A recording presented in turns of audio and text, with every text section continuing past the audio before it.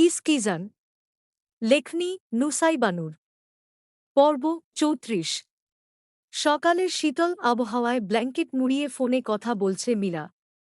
ফোনের অপাশে তার ভালোবাসার মানুষ আমিন স্যার। সেদিন যখন মীরাকে রিজেক্ট করেছিল সেখানেই চোখের পানি ছেড়ে দেয় মীরা। স্তব্ধ হয়ে সেখানেই নির্বে চোখের অশ্রু বিসর্জন দিয়েছিল। হঠাৎ করেই আমিন স্যার মুচকি হেসে তার দিকে ঝুঁকে তার মাথাটা উপরে তুলে ফিসফিসিয়ে বলে উঠল, উইল ইউ মেরি মি? প্রেমের সময় শেষ সেটাকে রিজেক্ট করে বিয়ের প্রস্তাব দিলাম। বিয়ে করবে আমায়? সেদিন থেকেই দুজনের মধ্যে জমিয়ে প্রেম চলছে। কিছুদিন পর মীরার ফাইনাল পরীক্ষা। পরীক্ষা শেষ হলেই আমিন স্যার বিয়ের প্রস্তাব পাঠাবে। যেই কয় মাস আছে সেই কয় মাস দুজনে চুটিয়ে প্রেম করবে। দুজনের কথার মাঝে আমিন কিছুক্ষণ চুপ থেকে গম্ভীর গলায় জিজ্ঞেস করল, মীরা, একটা কথা বলো তো, আমি যদি তোমার বাসায় বিয়ের প্রস্তাব পাঠাই, তোমার ভাই যদি রাজি না হয়, তাহলে কি করবে? আমাকে ছেড়ে দেবে? আমিনের কথা শুনে থমকায় মীরা। মুহূর্তেই তার সব আনন্দ দ্বিধায় আটকে যায়। নিজের ভাইকে সে খুব ভালো করেই চেনে। একবার যদি ভাই না বলে, তাহলে আর কোনোভাবেই আমিনকে সে নিজের করে পাবে না। আর ভাইয়ের সিদ্ধান্তের বিরুদ্ধে গিয়ে আমিনের হাত ধরে দাঁড়ানোর সাহসও তার নেই। তার ভাই যদি ঘুণাক্ষরে ও টের পেয়ে যায় সে প্রেম করছে, তবে আমিনকে মেরে ফেলতে ও দুবার ভাববে না। মীরা করুণ কণ্ঠে আবেগ মিশিয়ে বলল, আমি আপনাকে ভালোবাসি স্যার। কলের ওপাশে থাকা আমিন আলতো হাসল। মেয়েটা তাকে ভালোবাসে অথচ কথায় কথায় তাকে স্যার ডাকবে। সে অবশ্য নিষেধ করেছিল ভার্সিটির ভাইরে যেন তাকে স্যার না ডাকে। কিন্তু মেয়েটা সে কথা বারবার ভুলে যায়। আর বারবার তাকে স্যার ডেকে অস্বস্তিতে ফেলে। স্যারের সাথে প্রেম করতে আপনার লজ্জা করছে না, মিস? আমিনের কথায় মুহূর্তেই কপালের চিন্তার বাজ মিলিয়ে যায়। অধরে নরম এক লাজুক হাসি ফুটে উঠল। আড়ষ্ট কণ্ঠে পাল্টা প্রশ্ন করল, আপনার লজ্জা করে না নিজের ছাত্রীর সাথে প্রেম করতে? আমিন নিজের ফ্ল্যাটের বেলকনিতে পায়চারি করতে করতে কানে ব্লুটুথ লাগিয়ে কথা বলছিল। মীরার কথায় নিজের দুই ঠোঁটে ও মুচকি হাসি খেলে গেল। পকেটে দুই হাত গুঁজে ততক্ষণাৎ বলে উঠল, লাগে তো। সেজন্যই তো বলি স্যার ডেকে আমার মোডের 12টা বাজাবে না। বাট ইউ অবাধ্য, সব সময় স্যার ডেকে অস্বস্তিতে ফেল। মীরা কুটিল হাসল। লোকটাকে জ্বালিয়ে সে ভালোই মজা পায়। সে তো ইচ্ছে করেই বেশি বেশি স্যার ডেকে লোকটাকে অস্বস্তিতে ফেলে। পুরুষ মানুষ হয়ে এত লজ্জা! মীরার কথার সঙ্গে সঙ্গে হঠাৎ করেই তালি দেওয়ার শব্দ ভেসে এল। মীরা ঘাবড়ে গিয়ে তড়িঘড়ি করে পিছনে ফিরে আলিশবাকে দেখতে পায়। সেই মূলত দরজায় হেলান দিয়ে তালি বাজাচ্ছে। আলিশবার মুখের শয়তানি হাসি দেখেই বোঝা যাচ্ছে মেয়েটা তার সব কথা শুনে ফেলেছে। মুহূর্তেই মীরার মুখ ফ্যাকাশে হয়ে গেল। ভয়ে সে নির্বাক হয়ে আলিশবার দিকেই তাকিয়ে রইল। এদিকে ফোনের ওপাশ থেকে আমিন বারবার তাকে ডাকছে। মীরার মুখ দেখেই বুঝতে পারল মীরা কি পরিমাণ ভয়ে আছে। বড় বোনকে আরেকটু ভয় দেখাতে বলল, আপনি তুই প্রেম করছিস? আমি এখনই ভাইয়াকে বলে দিব। এদিকে মীরার গলায় শুকিয়ে কাঠ। আলিশবা এগিয়ে এসে মীরার হাত থেকে ফোন ছিনিয়ে নিয়ে কানে ধরে। মীরা এতটাই ভয় পেয়েছে যে মুখ দিয়ে কোনো কথাই বের করতে পারছে না। আলিশবা আমিনকে জিজ্ঞেস করল, কি দুলাভাই, আমার নিরামিষ আপুনির সাথে কিভাবে কি হল? ফোনের ওপাশে থাকা আমিনও কিছুটা অপ্রস্তুত হয়ে পড়ে।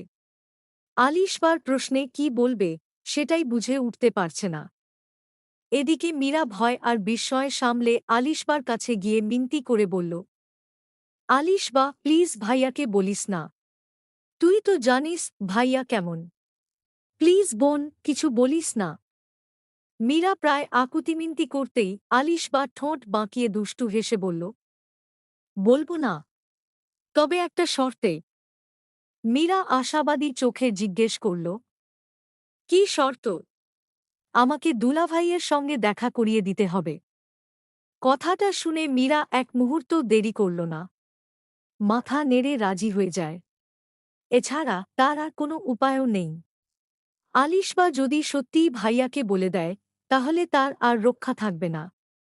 নিস্তব্ধ মিটিং রুম। সকাল 9:30। লম্বা কনফারেন্স টেবিল ঘিরে সবাই গম্ভীর মুখে নিজ নিজ আসনে বসে আছে। উপস্থিত সবাই মিটিং শুরুর অপেক্ষায় আছে।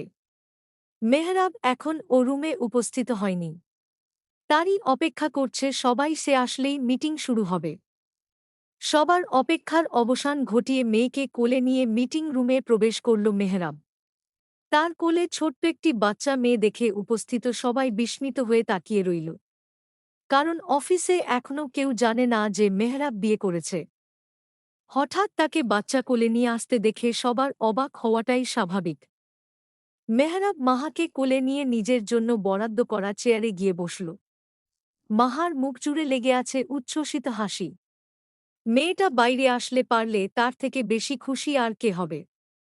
তা ও আবার এসেছে বাবার সাথে। এতে তার খুশি দ্বিগুণ হয়ে মুখ থেকে হাসি সরছেই না। ছোট্ট মুখটায় হাসি ঝুলিয়ে নতুন জায়গা, নতুন মানুষ দেখে উৎসুক চোখে চেয়ে আছে মাহা। মুখের ভিতর এক আঙুল ঢুকিয়ে গাইগুই করছে। সবাইকে তার দিকে তাকিয়ে থাকতে দেখে মাড়ি বের করে সবাইকে হাসি উপহার দিচ্ছে।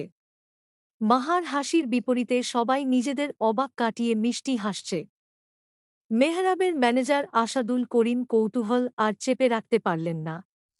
সাহস করে জিজ্ঞেস করলেন, স্যার, এই বাচ্চা মেয়েটি কে? আপনার কে হয়?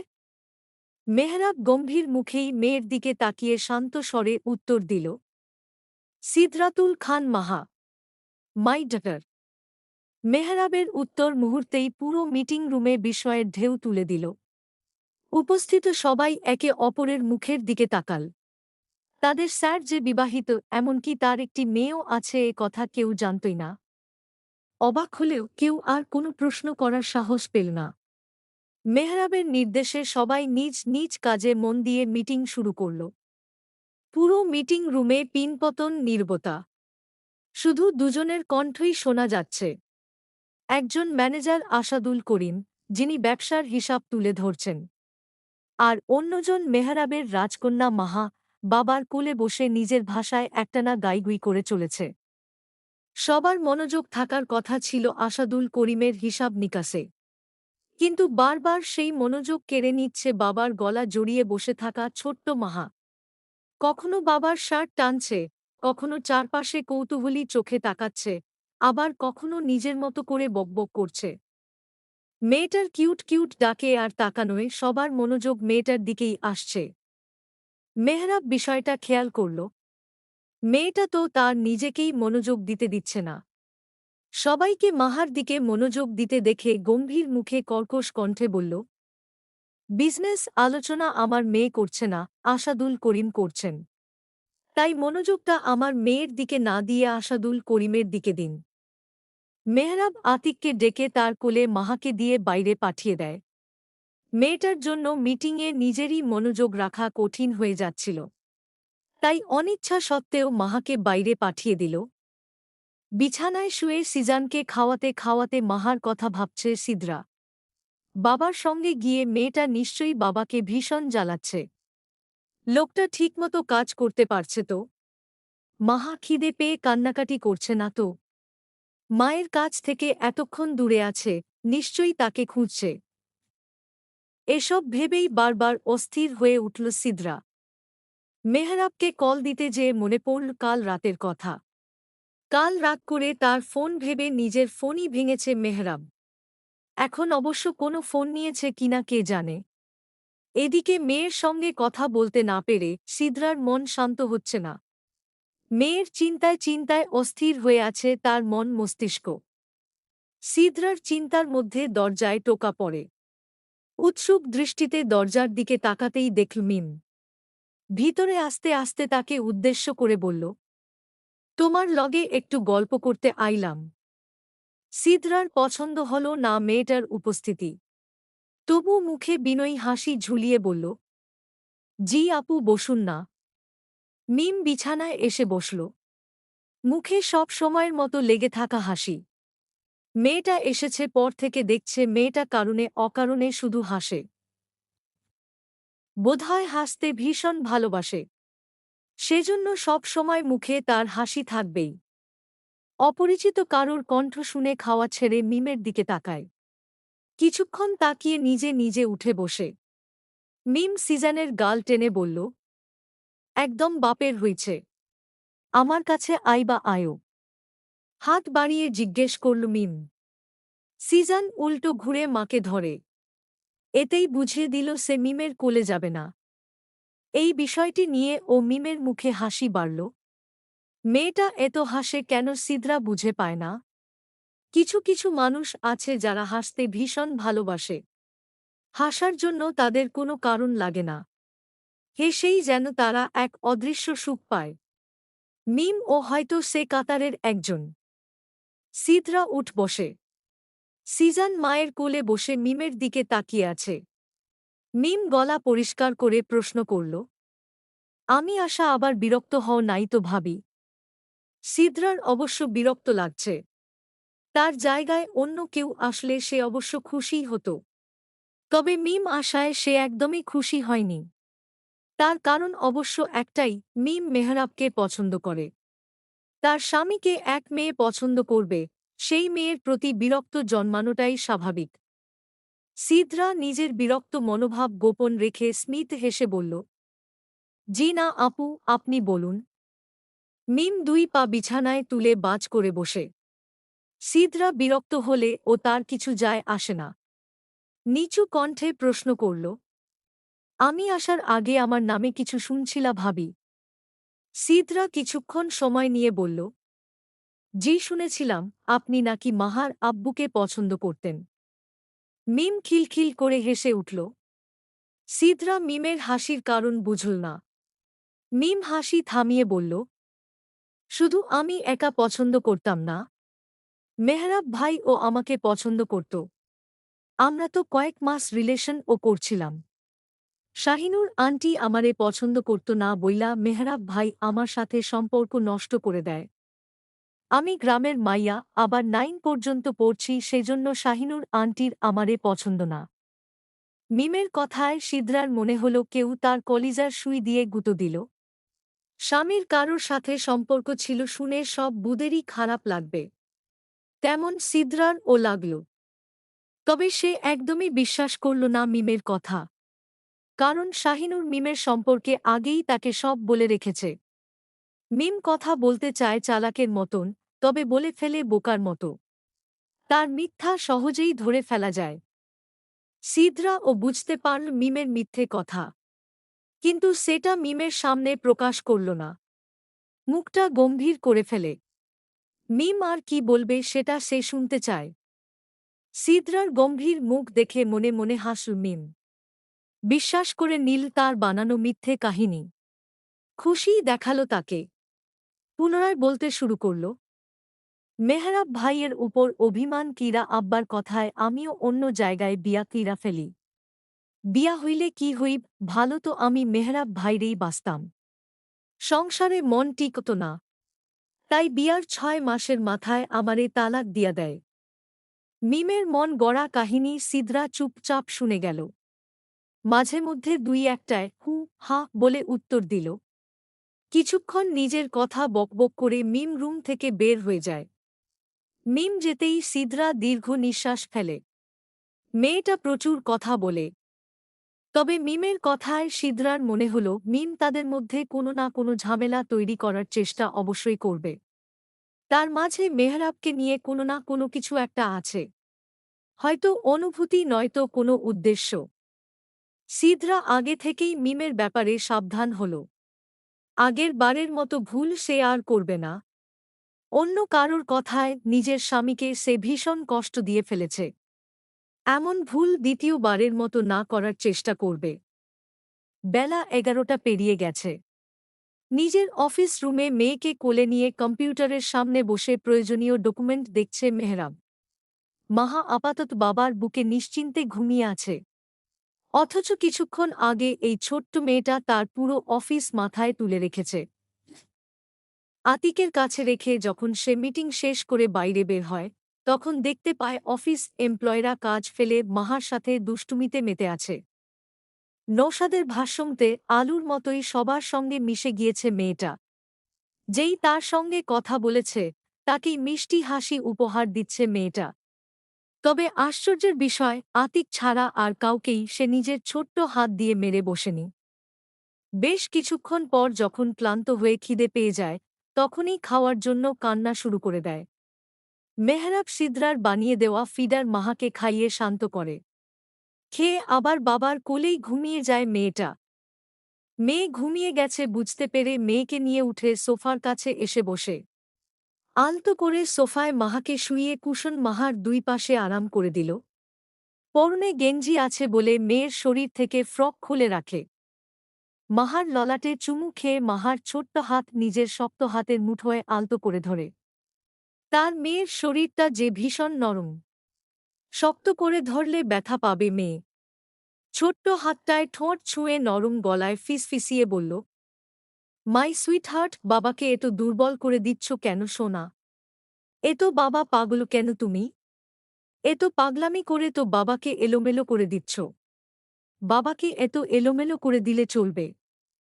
বেশ কিছুক্ষণ মেয়ের মায়াবী মুখের দিকে তাকিয়েছিল মেহরাব। মেয়েটা একটু বেশিই পাগলামি করে তার জন্য। ছেলেটা তার মতোই চাপা স্বভাবের। সেই চাপা স্বভাবের জন্যই তো বাবা ছেলের মধ্যে দূরত্ব কমছে না। মেয়েটার পাগলামিতে সায় দিতে যেয়ে ছেলেটাকে আদরই করা হয় না। মাহাকে ঘুমে রেখেই বেশ কিছুক্ষণ কাজ করল মেহরাব।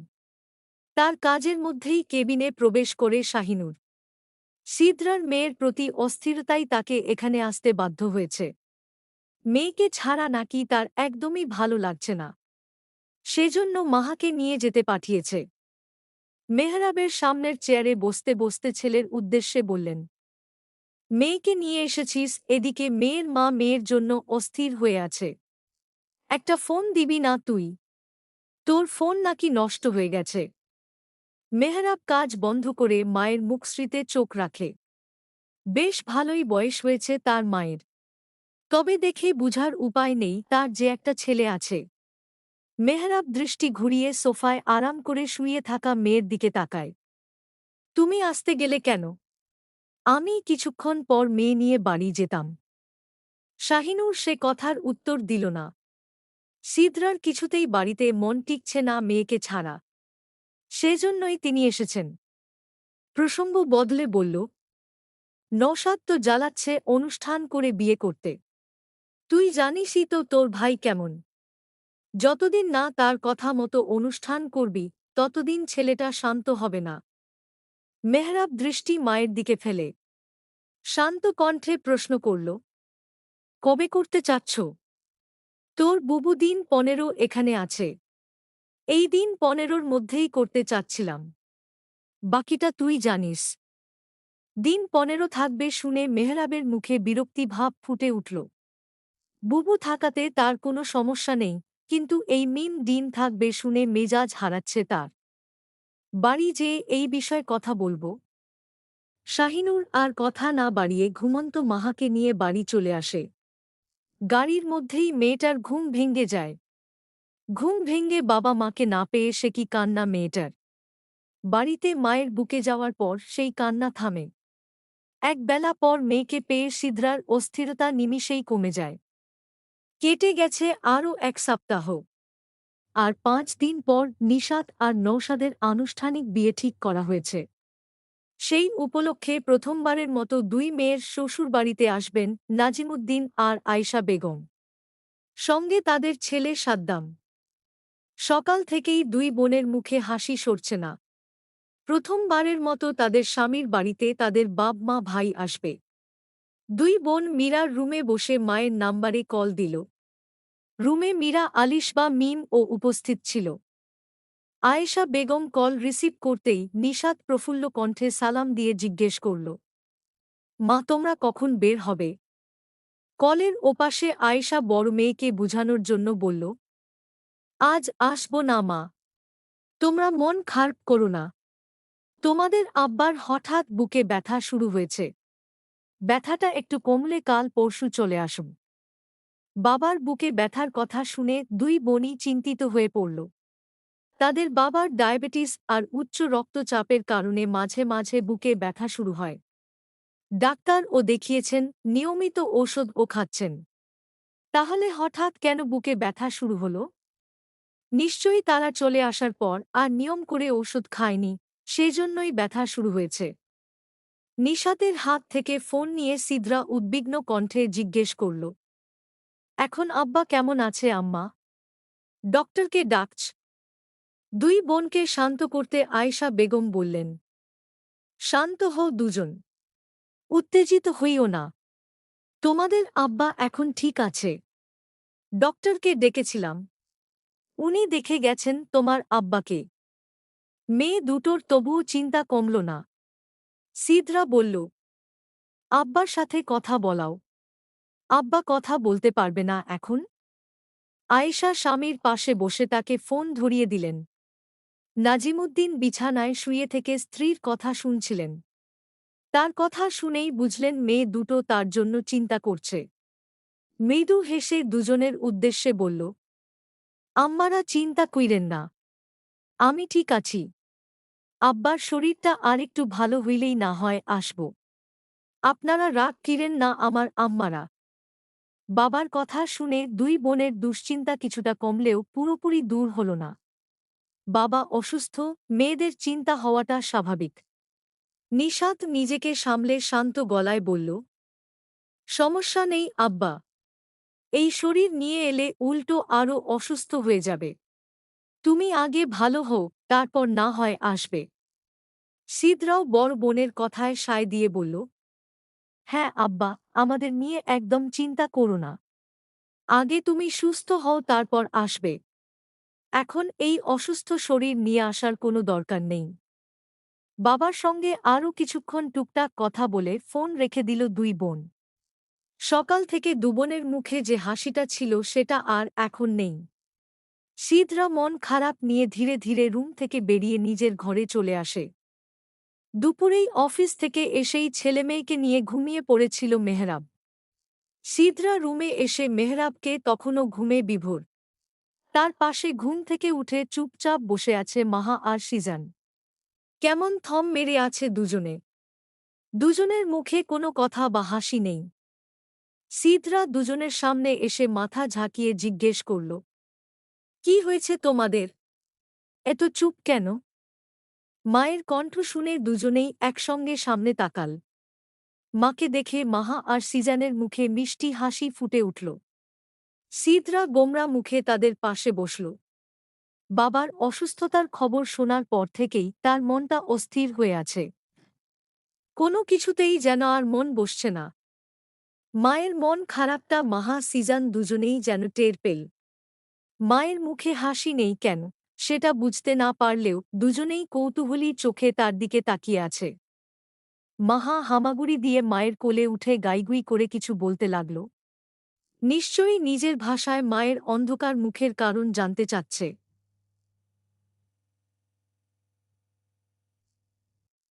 সিদরার মন তার আব্বার চিন্তায় থাকায় মেয়ের গাইগুই বুঝতে পারল না।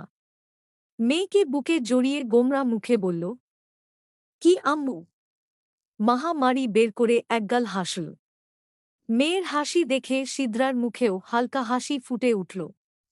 এই মুখগুলোর দিকে তাকালে যেন তার মন খারাপরা বহু দূরে কোথাও পালিয়ে যায়। মেয়ের গালে আলতো চুমু খেয়ে বলল, কি হয়েছে আমার আম্মুটার? মাহা আহ্লাদে মায়ের বুকে মুখ গুঁজে দিল। ম্যাজেন্টা কালার শাড়ির আঁচল টেনে বুক থেকে সরাতে চেষ্টা করছে। সে ঘুমানোর আগে মেয়েটা খেয়েছে, এখন তো খিদে পেয়েছে। সিদরা মেহরাবের গা ঘেঁষে শুয়ে মাহাকে খাওয়াতে শুরু করল। মেয়ের শাড়ির আঁচল টানা দেখেই বুঝতে পারল তার খিদে পেয়েছে। সিজান বসে বসে পলক্ষীন চোখে মায়ের দিকে তাকিয়ে আছে। কোলে যাবে কিনা যেন সেটাই ভাবছে। সিদরা খাওয়ানোর ফাঁকে সিজানের দিকে তাকাতেই ছেলেটা লজ্জা পেয়ে মাথা নিচু করে ফেলল। ছেলেটার এত লজ্জা কোথা থেকে এসেছে কে জানে। একটু তাকালেই লজ্জায় গুটিয়ে যায়। এদিকে নড়াচড়ায় ঘুম ভেঙে যায় মেহরাবের। চোখ খুলে নিজের পাশে সিদরাকে দেখে জড়িয়ে ধরল। আবার ও চোখ বন্ধ করে সিদ্রার ঘাড়ে মুখ গুজে ঘুম জড়ানো কণ্ঠে জিজ্ঞেস করল, বাধ্য বউয়ের মতো আজ আমার পাশে কিভাবে? আচমকা মেহরাবের স্পর্শে সামান্য কেঁপে উঠে সিদ্রা। নিজেকে সামলে জিভ দিয়ে ঠোঁট ভিজিয়ে সামান্য দুষ্টুমির সুরে বলল, আপনার লক্ষ্মী বউ যে, সেজন্য।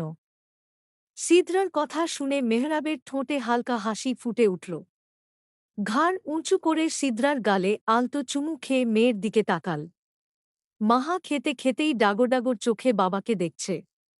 অশান্ত মাহা এক হাতে পা নিজের পা টানছে। খেতে খেতে ও মেয়েটার মধ্যে একটু শান্তি নেই। মেহরাব মেয়ের মাথায় চুমু খায়। মেয়ের এখন খাওয়ায় ব্যস্ত, নয়তো এখনই বাবার কোলে চলে আসত। মেহরাবের দৃষ্টি গেল সিজানের দিকে। গোলগাল চোখে একবার মায়ের দিকে তাকিয়ে সে বিছানায় পড়ে থাকা বাবার ফোনটা ধরার চেষ্টা করছে। মেহরাব এক হাতে সিজানকে তুলে নিজের পেটের উপর বসায়। সিজান মিটমিট করে বাবার দিকে তাকিয়ে ফিক করে হেসে তার মুখের উপর হামলে পড়ল। মাহার মতো বাবাকে কোনো প্রকার কামড় বা মাইর নয়, সে শুধু বাবার গালে ঠোঁট ছুঁইয়ে গাইগুই করতে করতে গাল ভেজাল। মেহরাব ছেলের মাথায় হাত বুলিয়ে আদুরে গলায় ডাকল, আব্বু, ও আব্বু, আমার লক্ষ্মী বাবাটা কোথায় রে? সিদরা মেয়েকে খাওয়াতে খাওয়াতে মুচকি হেসে বলল, সিজানের আব্বু ইদানিং আপনার ছেলের দিকে তাকালেই বেচারা লজ্জা পায়। সিদরার কথাটা শুনে মেহরাব ছেলের গায়ে আলতো করে হাত বুলিয়ে আদুরে গলায় বলল, তাই নাকি? আমার বাবাটা লজ্জা পায়? My little man. ছেলে বাবার ডাকে গোলগাল চোখে মারি বের করে হাসল। বাবা ছেলের মধ্যে বেশ কিছুক্ষণ খুনসুটি করতে দেখা গেল।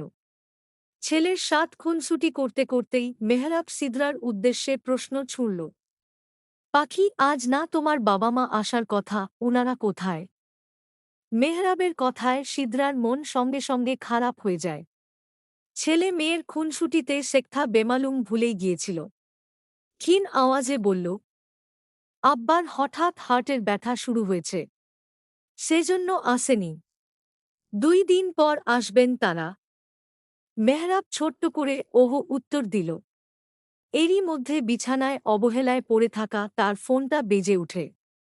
ফোন হাতে নিয়ে দেখল আতিকের কল। হু হা উত্তরে আসছি বলে কল রেখে দেয়। সিজানকে বেডে বসিয়ে ফ্রেশ হওয়ার জন্য নামতে গেলে পিছন থেকে সিদরা প্রশ্ন ছুঁড়ল, এই সন্ধ্যায় আপনি কোথায় যাবেন?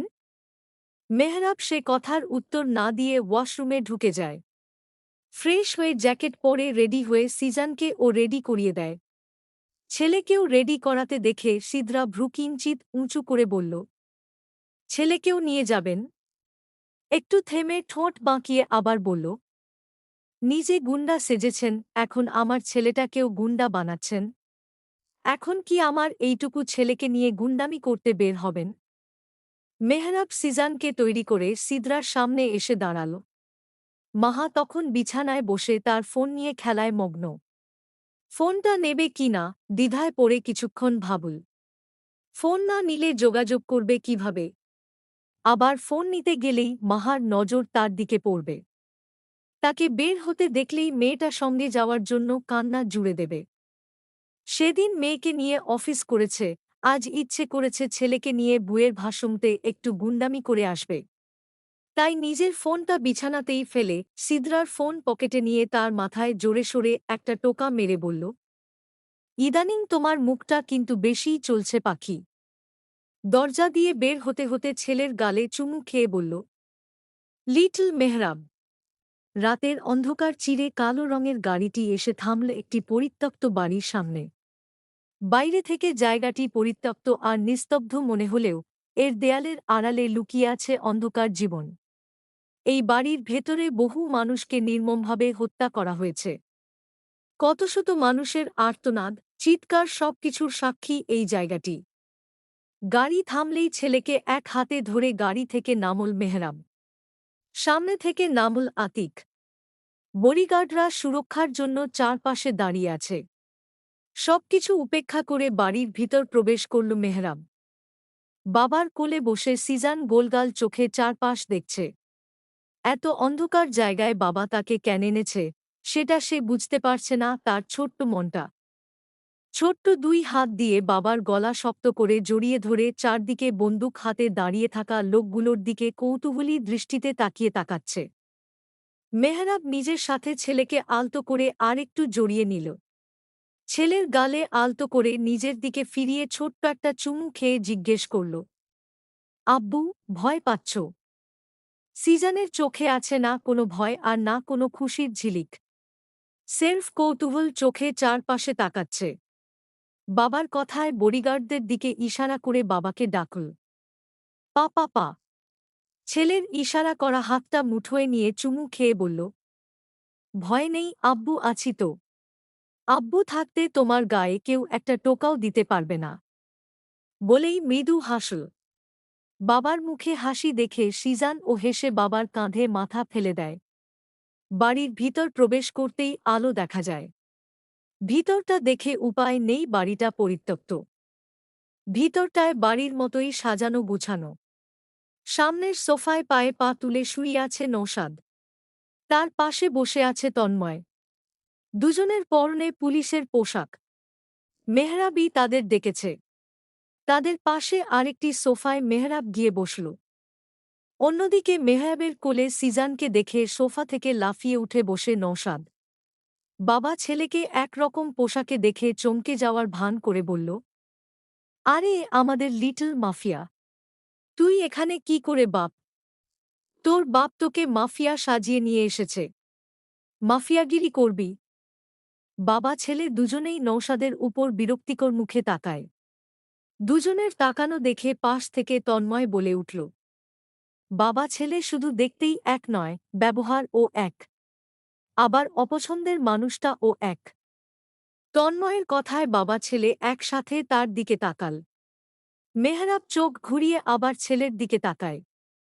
সিজান ও হেলে দুলে বাবার দিকে তাকায়। বাবাকে তাকিয়ে থাকতে দেখে বেচারা লজ্জা পেয়ে গেল। ছেলের লজ্জা দেখে মেহরাবের মুখে হাসি ফুটল। সিজানকে আলতো করে নৌশাদের কোলে দেয় মেহরাব। তন্ময় আর আতিককে সঙ্গে নিয়ে নিচতলার দিকে নেমে যায়। জায়গাটায় সেই ইচ্ছে করেই ছেলেকে নিয়ে যায়নি। নিচের পরিবেশটা ছেলের জন্য অস্বস্তিকর। চারপাশে তীব্র দুর্গন্ধ। মানুষের রক্ত, কঙ্কাল সেখানে। তার ছেলেকে সেখানে নেওয়া ঠিক হবে না। তাই সিজানকে উপরে রেখে মেহরাব নিচে নেমে যায়। সেখানে মেঝেতে অচেতন অবস্থায় পড়ে আছে দুজন ব্যক্তি। তারা হল আমিনুর আর আজিজ, সিদরার মাদ্রাসার হুজুর তারা। তবে তারা অন্য উদ্দেশ্য নিয়ে মাদ্রাসায় চাকরি নিয়েছে। আর তা হল নারী পাচার। মাদ্রাসার অসহায় গরিব মেয়েদের প্রেমের জালে ফেলে বিয়ের নাম করে পালিয়ে নিয়ে যায়। নিয়েই মেয়েগুলোকে বিক্রি করে দিত। শুধুই মাদ্রাসাতেই নয়, বিভিন্ন শিক্ষা প্রতিষ্ঠানে শিক্ষক সেজেও তারা এই চক্র চালাত। সমাজের মানুষ ভাবত মেয়েগুলো প্রেমিকের হাত ধরে নিজের ইচ্ছায় পালিয়ে গেছে। তাই আসল সত্যটা অনেকেরই অজানা থেকে যায়। মেয়ে কোথায় আছে না আছে সেটা কেউই আর খোঁজ নিত না। এই পুরো কাজের পরিচালক ছিল জ্যাক। দিলদারকে সেই বুঝিয়ে তাকে দিয়ে নারী পাচার করাত। দিলদার জ্যাকের কথায় একটু বেশি প্রভাবিত হতো। সেজন্য নারী পাচারের মতো জঘন্য কাজ সে করে বসেছে। তবে আর না। নিজের বন্ধুকে সে যে কোনো মূল্যে এই অন্ধকার পথ থেকে ফিরিয়ে আনবে। জ্যাকের ছায়াও আর কখনো দিলদারের জীবনে পড়তে দেবে না। আমিনুর আর আজিজ এদের দুজনকে দিয়ে তাকে দুর্বল করতে চেয়েছিল জ্যাক। সিদরা এবং তার দুটো বাচ্চাকে মেরে ফেলতে চেয়েছিল সে। সিদরা আর নিশাতের হুজুর হওয়ায় তারা সিদরার বাড়িতে সহজেই ঢুকে যায়। বাহানা ছিল মাদ্রাসার সাবেক ছাত্রীদের খোঁজ খবর নিতে এসেছে। নিশাত আর সিদরা পড়াশোনায় ভালো, ভদ্র ও নম্র স্বভাবের হওয়ায় মাদ্রাসার প্রায় সব শিক্ষকের কাছেই তারা খুব প্রিয় ছিল। ভাগ্যক্রমে সেদিন সিদরা আর তার দুই সন্তানের কোনো ক্ষতি করতে পারেনি তারা। তবে এরপর আবারও একই চেষ্টা করলে আতিক তাদের ধরে ফেলে। জ্যাকের পরিকল্পনা বুঝতে পেরে মেহরাব আর দেরি করেনি। সঙ্গে সঙ্গে দেশে ফিরে আসে। সিদরা আর তার বাচ্চাদের সবচেয়ে নিরাপদ জায়গা তার নিজের কাছেই। তা না হলে জ্যাকের কাজ শেষ করেই দেশে ফেরত সে। মেহরাবকে দেখে দুজনেই নিভু নিভু চোখে তাকায়। দুজন বডিগার্ড এগিয়ে এসে দুজনকে উঠিয়ে বসায়। মেহরাবের বসার জন্য চেয়ার পেতে দেয়। মেহরাব বসে বাঁকা হেসে দুজনকে পর্যবেক্ষণ করছে। দেহে জায়গায় জায়গায় পচা ধরে দুর্গন্ধ ছড়াচ্ছে। মেরে মেরে লোক দুটোর অবস্থাই না কি করেছে তার লোকেরা। কোনো রকম দেহে প্রাণ আছে। মেহরাবকে দেখে আজিজ লোকটা থেমে থেমে বলল, আমাদের মেরে ফেলেন স্যার, আমরা আর বাঁচতে চাই না। এই যন্ত্রণাদায়ক জীবন থেকে আমাদের মুক্তি দেন স্যার, দয়া করেন। মেহরাব তাদের দেখে পৈশাচিক আনন্দ পাচ্ছে। তার পাখির ক্ষতি করতে চেয়েছিল, কলিজা ভীষণ বড়। এত বড় কলিজা দিয়ে জন্মানো তাদের উচিত হয়নি। রবি এবং তার সঙ্গীদের ভীষণ কষ্ট দিয়ে মেরেছে মেহরাব। সচরাচর সে কাউকে এতটা কষ্ট দিয়ে মারে না। তবে তারা তার পাখিকে আঘাত করতে চেয়েছে। সেজন্য তাদের মৃত্যুটা ও খুবই যন্ত্রণাদায়ক হচ্ছে। মেহরাব এক পা আরেক পায়ের উপর তুলে নাড়াতে নাড়াতে ভারী গম্ভীর গলায় বলল, তোদের মুক্তি দিয়ে দিব, তবে একটা শর্তে। আজিজ বলল, আমরা রাজি, আমরা সব শর্তে রাজি। তোদের মতো যারা যারা এই কাজে যুক্ত তাদের নাম ডিটেইলস বল। নাম, প্রতিষ্ঠানের নাম, দেখতে কেমন, বাড়ি কোথায় সব কিছু বল। আজিজ আমিনুর সব বলল। তবে তাদের মেরে ফেলা হয়নি। তাদের এক একটাকে ধরে আনবে, তারপর মারবে। মেহরাব উপরে চলে আসে। চলবে।